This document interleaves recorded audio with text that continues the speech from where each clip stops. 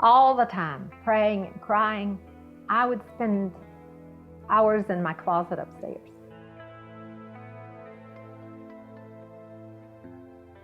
Asking God to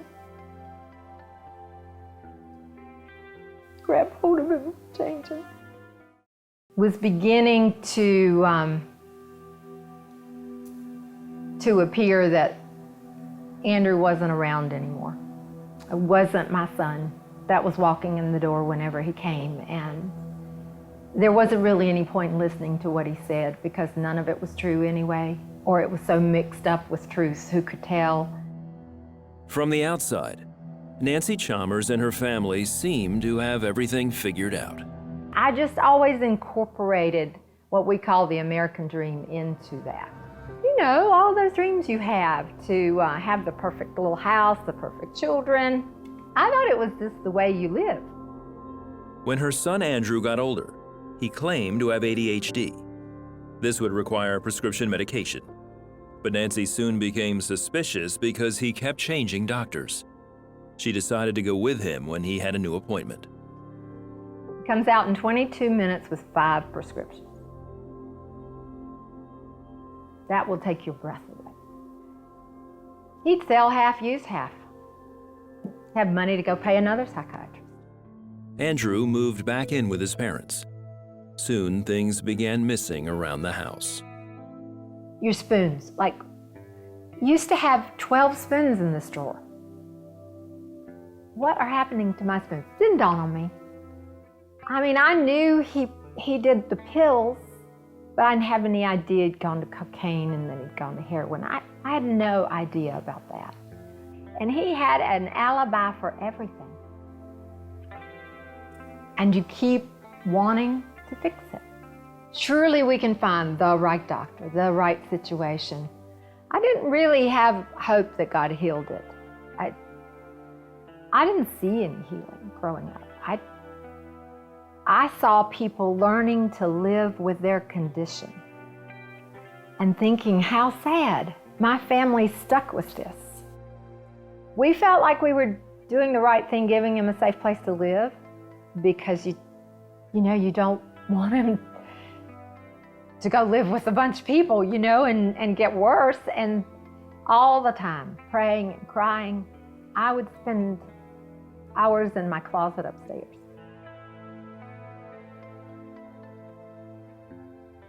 Asking God to grab hold of him, change him. The Lord showed me that I was as sick as my son.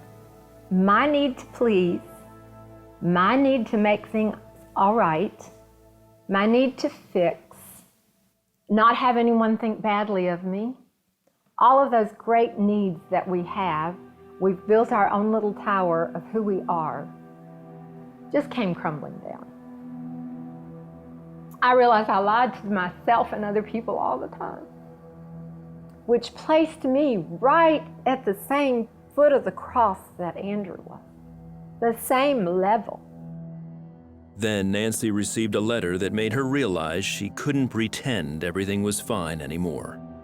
And I'm opening the mail as I come in, and it looks like an invoice from a psychiatrist. And I just sit down, the first chair I can get, and it blows me away. He said, here are copies of prescriptions that I did not write. And it was on his prescription pad paper. The accusation really was that Andrew had written the prescription. I knew we were done. We were done. I said, Andrew, God has just told me that we are doing you more harm than good. Here's the accusation from your psychiatrist. Get your book bag, whatever you want in your book bag, get it out of here. You cannot live here anymore. You have to leave. Andrew moved out, and Nancy began to question her decision. I got out my Bible and I just said, God, I think I heard you say that. If I was wrong, please let me know. And I just flipped it open, and it open to Jonah. And I read it. And God said, "You're the people on the boat." They knew they were all going to die if Jonah wasn't thrown overboard. And it was like, so I was the one that had to do that? Me? The person who can't face the truth, much less tell it? Nancy continued to pray for her son. For 3 days, they didn't know where he was or if he was alive. Then he called asking for help and agreed to join a program called Teen Challenge. It just changed him, and he got him on his knees in total surrender. There is a healing time after addiction. Forgiveness is not trust. Nancy's experiences inspired her to write her book, No One Visits the Mother of a Drug Addict. We need Jesus to restore our soul. Not wear the clothes and the makeup and look like you got it together, but be vulnerable and say, "I am not doing well." No one visits the mother of a drug addict because you don't tell them. You don't tell them. After years of healing, Andrew started a ministry called Take the City to help mobilize churches to reach people in their communities and see cities changed for God's glory. We're working together now.